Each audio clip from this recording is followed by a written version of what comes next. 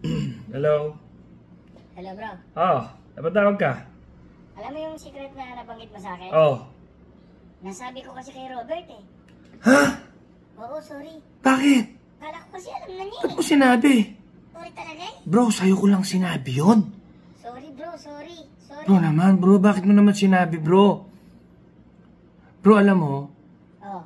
syempre kinumusta mo ako.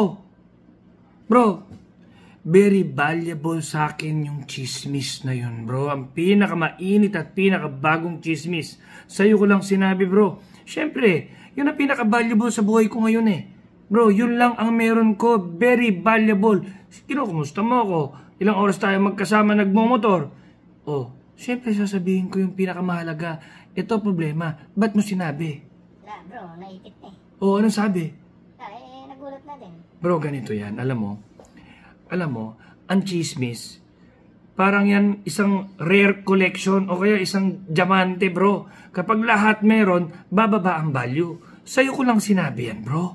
Shit, oo nga, no? Tayo lang dapat. Hindi ko nga dapat sabihin sa'yo yan eh. Bro naman. Bro, napakabagong balita. Sayang naman.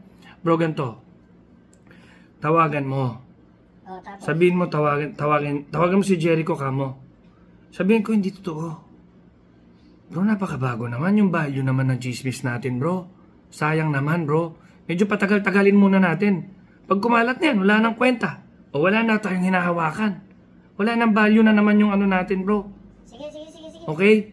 Sabihin mo, tawagan ako. Sige. Sabihin ko, hindi totoo.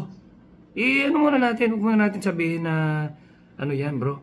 Painitin muna natin. Para tayo lang nakakaalam yan, bro eh. Huwag mo sabihin, no? Sige, bro. Ako na Oh. bahala. Pasensya na, ha? Sige, okay lang. Tandaan mo yan, bro, ha? Ang value ng chismis, pag kumakalat, bumababa ang value. Sige, ako na bahala. Huwag mong papakalatin na agad. Sige. Sige. Okay, bro. Okay. Sige, bro. Sige. Bye, bro.